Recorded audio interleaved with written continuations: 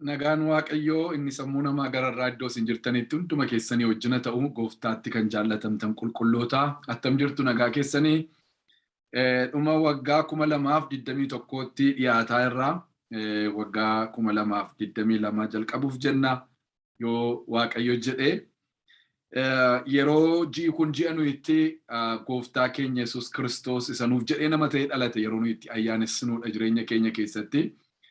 Egaa inni kuni waggaa eegee waan ta'u miti jireenya keenya har'aa boriiti. Dhalachuun gooftaa keenya Yesuus Kiristoos jireenya keenya har'aa boriiti. Inni nuuf jedhee dhufee namarraa dhalate inni sagaleen foon ta'e sun achirraa jalqabe seenaan keenya waan ta'eef yeroo hundumaa jireenya keenya keessatti iddoo ol ka'aa iddoo fakkaataaf qixxee hin qabne argachuu qaba jireenya keenya keessaa. Lammaffaa immoo inni jireenya keenya keessatti dhalates inni jireenya keenya keessatti dhalates dhalachuu isaa isa guyyaa tokko gaafa gooftaa keenya Yesuus Kiristoosiin fayyisaa jireenya keenyaa godhannee fudhannee duwwaa utuu hin taane immoo har'aa bor waan haaraan karaa isaa jireenya keenya keessatti dhalachaa deemu hundumtu waan ituu gargar hin citin yaadatamu waan ituu gargar hin citin Waaqayyo ittiin galateeffamu ittiin leellifamu ittiin jajamu ta'uutu irra jira. Haa ta'u iyyuu malee immoo akka ittiin ji'a tokkos isaaf qabaachuun waggaa keessatti baay'ee gaariidha. Egaa hundumti keessanii Kirismasiidhaaf qophee garaagaraa godhaa jirtu ta'a. Kennaa walii qopheessaa jirtu ta'a. Kun hundumtuu gaariidha. Isarra caalaa garuu kennaa Waaqayyo namaa kenne sana yaadatanii Waaqayyoon jajuun Waaqayyoon galateeffachuun immoo waan guddaadha. Wangeelaa Luqaas keessaa boqonnaa 1 lakkoofsa 26 kaasee kan jiru ergamaan Gabri'eel si'a lammaffaa deebi'ee dhufee yeroo inni haasa'u si'a jalqabaa Elsaabeexitti haasa'ee ji'a 6 booddee immoo deebi'ee durba Maariyaam jedhamutti yeroo inni haasa'ee kutaan sun nutti hima. Isa mee walii wajjiniin ilaalla. Dubbiseen Waaqayyoon kadhadha gabaabsee. Elsaabeex ulfooftee ji'a 6ffaatti ergamichi Gabri'eel Waaqayyo biraa kutaa biyya Galiilaa mandara Naazreet jedhamutti ergame. Ergaansaa gara durba Maariyaam jedhamtu tokko ture. Isheen nama Yoosef jedhamu sanyii Daawit keessaa dhalate tokkoo fi kaadhimamtee turte. Ergamichi isheetti mul'atee Waaqayyo gooftaan si wajjin jiroo nagaan siif haa ta'u yaa ayyaana qabeetti ittiin jedhe. Maariyaam nagaa kana yommuu dhageesse yaadaan dhiphattee kun maal jechuudha jettee of gaafatte. Yommus ergamichi isheedhaanii yaa Maariyaam Waaqayyo biraa ayyaana argattee hin sodaatin. Kunoo hin ulfooftaa ilma sindeessaa maqaa isaas Yesuus jedhii moggaasi. Inni guddaa hin ta'a ilma Abbaas jedhameen waamama. Waaqayyo gooftaanis teessoo abaabilee isaa Daawitiin kennaafi. Mana Yaaqoob irratti bara baraan immoo barri mootummaa isaas dhuma hin qabu. Ameen. Ameen. Ameen. Galanni siif haa ta'u yaa Waaqayyo ilma kee Yesuus Kiristoosiin sassata malee mararsiifannaa malee qooda hunduma keenyaa qooda namoota biyya lafaarra turaniif jiraniif dhufuuf jedhanii hundumaa qooda sanyii nama ilma kee Yesuus Kiristoosiin dabarsitee waan nuu laatteef bara baraan maqaan kee Waaqaaf lafarratti haa galateeffamu. Waa'ee Yesuus isa nuu kennite si galateeffanna. Isa jeeftee du'a keessaa nu baaftee. Isa salphiftee nuun nu ulfeessite. Isa gara biyya lafaatti gadi buuftee nuun biyya lafaa keessaa gara bantii Waaqaatti ol nu baafte. Garaan keenya gammadee si galateeffata bara baraan Waaqaaf lafarratti galanni siif haa ta'u. Ammas dubbii kee nu barsiisi. Hafuurri kee sagalee kee nuuf hiiku. Maqaa gooftaa keenyaa maqaa Yesuusiin. Ameen. Kutaan kuni 26 kaasee amma 33tti dubbise. Kuni waggaa tokko guutuu lallabamuu danda'a. Tokkoon jechoota kanaa as keessa jiranii yoo lallabdanii waan guddaa lallabuu dandeessu. Elsaabeex ulfooftee ji'a 6ffaatti jedha. Maaliif Elsaabeexii wajjin walitti hidhe? Isinii galee amma kan inni dhufee gara durba Maariyaam jedhamtuuti. Maaliifitu Elsaabeexiin fidee kana keessa galche? Connectioniin baay'ee barbaachisaadha. Waaqayyo connectioniitti amana. Hidhatatti amana Waaqayyo. Kanaafitu amma abbaan ilma keessaraa ilmi abbaa keessaa, hafuurri qulqulluun abbaadhaaf ilma keessa jira. Kiristoos nu keessa jira. Kiristoos yeroo nu keessa lixee abbaa fuudhee hafuura qulqulluu fuudhee nu keessa lixee nummoo maal taane Kiristoosin keessa lixee Kiristoosin keessa yeroo lixee immoo maal keessa lixee jechuudha? Abbaa keessa hafuura qulqulluu keessa lixee jechuudha. Sadii ta'anii tokko isaanii dhufeetu nu keessa lixee isa booddee immoo maa inni an Kiristoos keessa jira. Namni Kiristoos keessa jiru hundumtu yeroo Kiristoos na keessa lixee nama isa keessa jiru hundumaa fuudhee ana keessa lixee Yesuus. Yeroo immoo nama kan biraa keessa dhaqee lixesi anaa fi namoota na fakkaatan qulqullooti maanni warra Kiristoos Yesuusitti amananii lammaffaa dhalatan isaan kan hundumaas fuudheetu dhaqee nama sana keessa lixee jechuudha. Kanaaf Kiristoos keessa jira. Kiristoos na keessa sababii Kiristoos na keessa jiruu fi abbaaniif hafuurri qulqulluunis na keessa jiru. Kiristoos inni na keessa jiru immoo qulqulloota waldaa kiristiyaanaa hundumaas fuudhee na keessa jechuudha. Anaanis fuudhee immoo eessa keessa namoota sattamanan keessa jira. Ana fuudhee immoo abbaa keessa ana fuudhee immoo hafuura qulqulluu keessa jechuudha. Hidhata. Amma gaa Yohaannisiif Kiristoosii hojii tokko irratti walitti hidhamaniiru. Hojii la Yesuus kuni gaafa dhufu Waaqayyotu nama ta'e. Waaqayyo inni wanti uumame hundumtuu isaan uumame waan uumame keessaas isa malee kan uumame hin jiru. Waan ta'e keessaa isa malee kan ta'e hin jiru. Inni Waaqayyo bira ture, innis Waaqayyo ture. Garuu maaltu barbaachise? Yohaannistu barbaachise Yesuusiif. Maaliif? Karaa qopheessuudhaaf. Kiristoos maalirra deema? Karaa Yohaannis qopheessirra deema. Kiristoos maalirra deema? Tajaajila Yohaannis irra deema. Yohaannis maal hojii dhufe? Kiristoosiif karaa qopheessuudhaaf. Kiristoosiif karaa qopheessuudhaaf. Tajaajilli koof tajaajilli kee walitti qabateetu adeema jechuudha. Si malee fiixaan hin bahu, na malee fiixaan hin baatu. Akka ittiin walitti hidhe Waaqayyo bara kakuu keessa nama. Inni tokko raajii qaba, inni tokko mul'ata qaba, inni tokko faarfannaa qaba, inni tokko lallaba qaba, inni tokko geggeessaa qaba, inni tokko abjuu qaba, inni tokko mul'ata arguu qaba. Kennaa garagaraatu jira. Nama tokko bira kennaa guutuun hin jiru. Bu'aadhaan waliitis nuun jedha sagaleen Waaqayyoo Yesuus mataadha. Innummoo maanni bu'aadhaan naati. Inni tokko funyaan, inni tokko ijaan, inni tokko arrabaan, inni tokko ilkaanii bu'aadhaan naati. Bu'aadhaan kun hundumtuu walitti dhufee ijaarameetu maal ta'a? Guutuu ta'a. Kanaafitu waa'ee Yohaannis isa Yesuus Kiristoosiif barbaachisaa ta'e san dubbachuudha jedheetu Elzaabeel ulfoofte ji'a ja'affaa kan Elzaabeel kan ulfaa'usee himu eenyu? Ergamaa Gabri'eel. Kan Maariyaamis kan himuu dhufe eenyu? Ergamaa Gabri'eel. Tajaajilli Yohaannisi bishaaniin cuubuudha. Tajaajilli Kiristoosii abiddaan cuubuudha. Bishaaniin cuubuun isin barbaachisa. Abiddaan cuubuun isin barbaachisa. Inni abiddaan cuubuu isa bishaaniin cuubu tuffachuun irra hin jiru.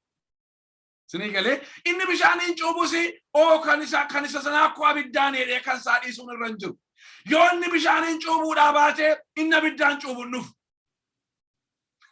Yoo inni bishaaniin cuubu dhufuudhaa baate inni abiddaan cuubuun dhufu. Yoo bishaaniin cuubamuu baatte abiddaan cuubamuun hin dhufu. Tajaajilli Yohaannisi guddaan akkuma kan tajaajila Yesuus. Tajaajilli Yohaannisi Waaqayyoon biratti barbaachisaa akkuma kan tajaajila Yesuus. Kanaaf inni dura ergamuu turre ture. Kanaaf Yesuus Kiristoos utuu dhaqee tajaajilatti hin bahin dura maaliin tajaajilame? Yohaannisiin tajaajilame. Yohaannis utuu inni didu ana gara kee dhufa malee ati gara kee dhufuun narra hin jiru. Gara koo dhufuun sirra hin jiru.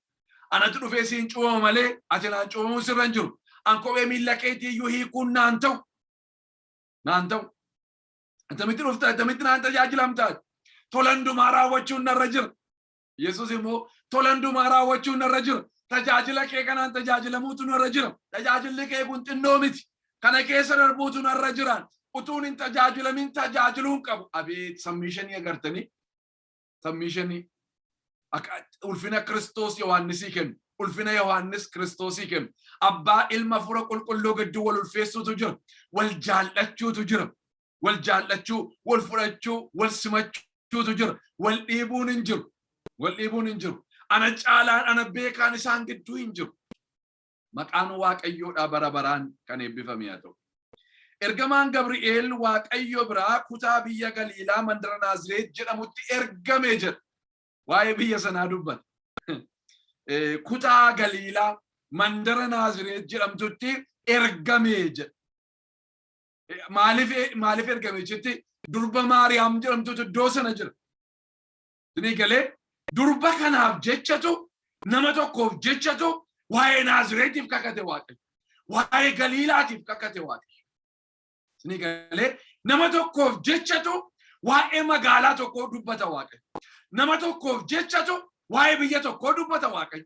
Nama tokkoof jechatu waa'ee dhaloota tokkoo dubbata Waaqayyo waan isin beeku. Hamma kana gatii qabdati Waaqayyoon duratti maqaan Waaqayyoodhaa bara baraan kan eebbifame haa ta'u.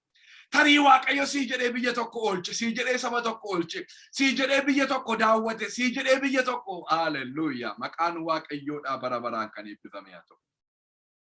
Ergaan isaasii gara durba Maariyaam jedhamtu tokkoo ture. Inni isheen nama Yoosef jedhamu sanyii Daawit keessaa dhalate tokkoof kaadhimamtee turte. Abeet. Hidda Daawit jedhamee dubbatamaa ture yaada.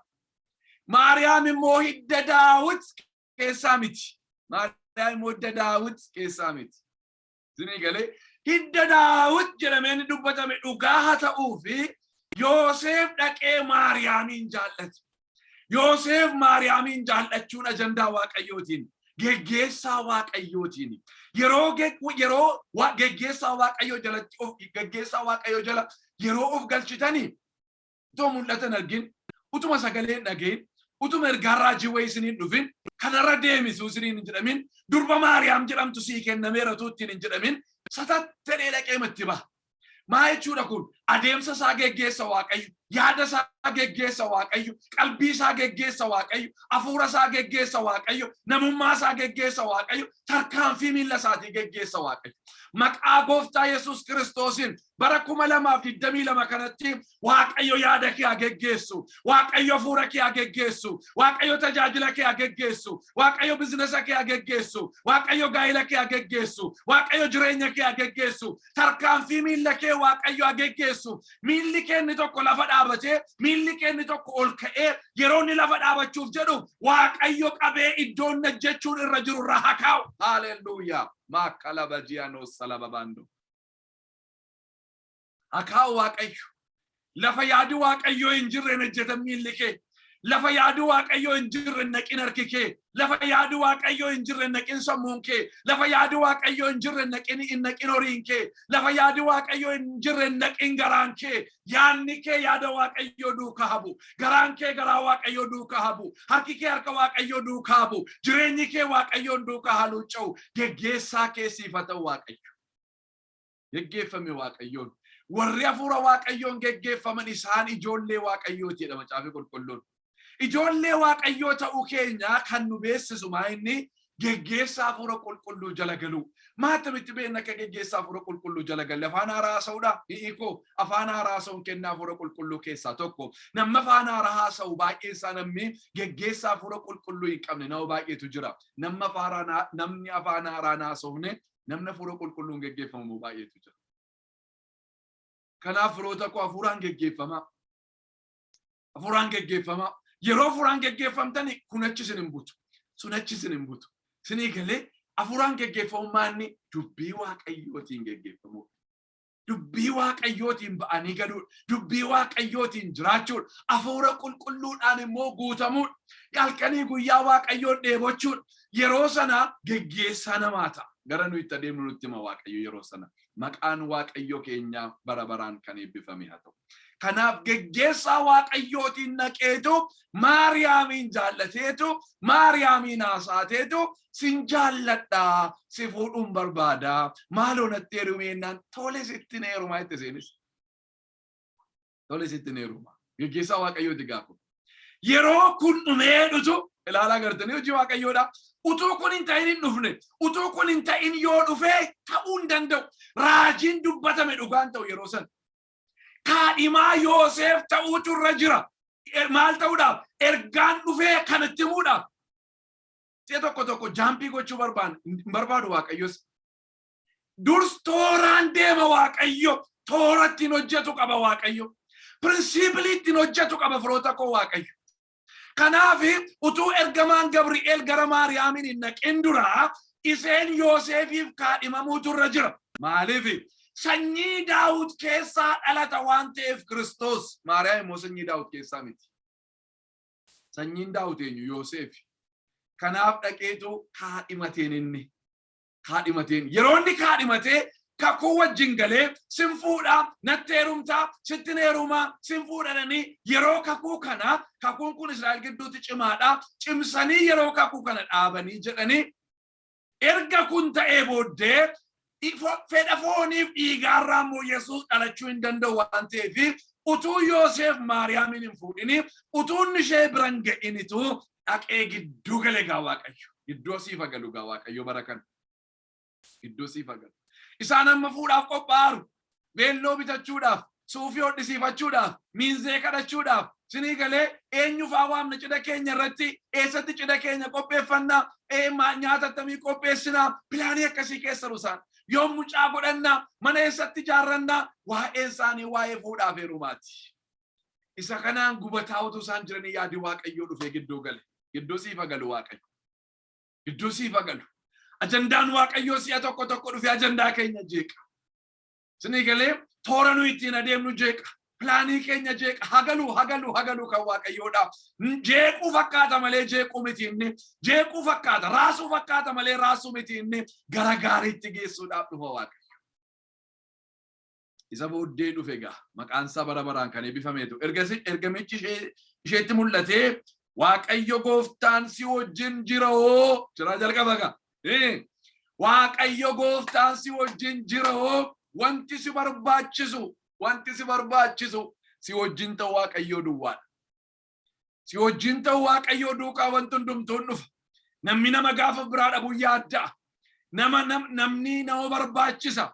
Namni xinnoo miti namaaf namni guddaan. Garuu inni guddaan Waaqayyo si wajjin haa ta'u. Horiin si wajjin ta'u caalaa. Namni si wajjin ta'u caalaa. Wanti biraa si wajjin ta'u caalaa. Aangoon mootummaan si wajjin ta'u caalaa.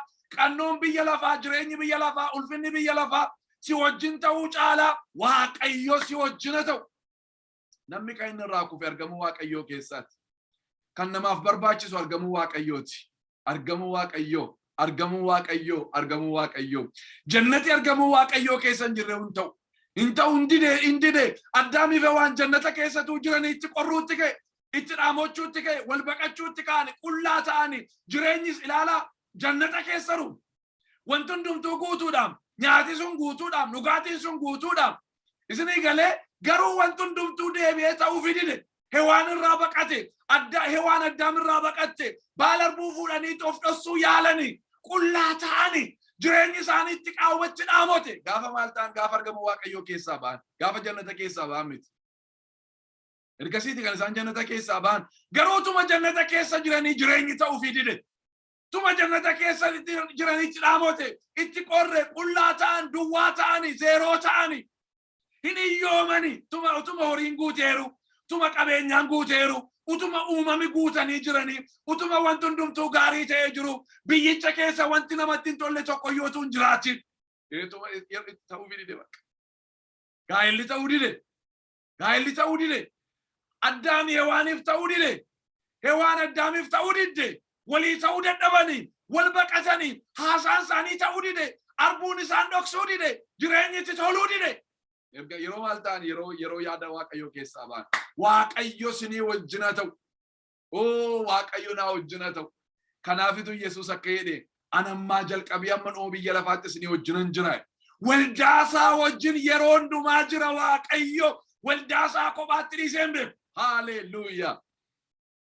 Waldaasaa kophaatti dhiisee hin beeku. Yeroo isheen dadhabdus, yeroo isheen kuftus, yeroo isheen karaarraa ceetus, harka ishee qabuudhaaf, deebisee ishee dhaabuudhaaf, ishee itti uffisuudhaaf, yeroo isheen qullaa taatu ishee itti uwwisuudhaaf, sinii galee itti uwwisuudhaaf, deebisuuniif, sossobachuudhaaf, deebi'ee kaadhimachuudhaaf itti marmaarammayyuu. Maqaan isaa bara baraan kan eebbifame haa ta'u.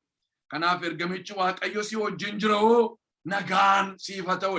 Nagaan Waaqayyo gooftaa maccaa biraa maqaa Yesuus Kiristoosiin isiniif haa ta'u. Bara kana guutummaa nagaan isiniif haa ta'u. Sekeendii hundumaa, daqiiqaa hundumaa, sa'aatii hundumaa, guyyaa hundumaa, torban hundumaa, ji'a hundumaa nagaan isiniif haa ta'u. alli keessan nagaa, manni keessan nagaa, gaa'illi keessan nagaa, hojiin keessan nagaa, afurri keessan nagaa, foonni keessan nagaa, tajaajilli keessan nagaa, waldaan keessan nagaa, ijoolleen keessan nagaa, qe'een keessan nagaa, kan kee hundumtuu nagaadhaan guutu. Maqaa Gooftaa Yesuusiin nagaan siif haa ta'u. Wanti nagaa dhabe nagaa argatamu, wanti nagaan isaa jeeqame nagaan kee iddootti deebi'u, nagaan kee guutuu haa ta'u, nagaan Waaqayyoo siniif haa ta'u. Nagaan isiniif haa ta'u jedhe Yesuus. Manatti ol galtan hundumaatti nagaan isiniif, nagaan mana kanaaf haa ta'u jedhaa jedhe. Gooftaan keenya gooftaa nagaati, mootii Saalem jedhamee beekama. Inni hangafa nagaati jedha Macaafa Qulqulluun. Nagaan Yesuus keessaa burqa, nagaan Waaqayyoon Yesuus keessaa burqu mana keessan keessatti haa dhangala'u. Hallelujah. Maayini nagaan kuneetti. Nagaan kunoo sanyii nagaa Yoosef miti. Nagaan kunoo kan nagaa sanyii kan akka abbaa kootii, nagaa abbaa kootii miti. Nagaan kunoo akka nagaa haadha kootii miti. Nagaan kunoo akka nagaa obboleessa kootii, obboleettii kootii miti. Nagaan kunoo nagaa ollaa miti. Inni nagaan kuneetti. Ati ayyaana argattee Waaqayyoon duratti. Kanaafuu sodaatinee.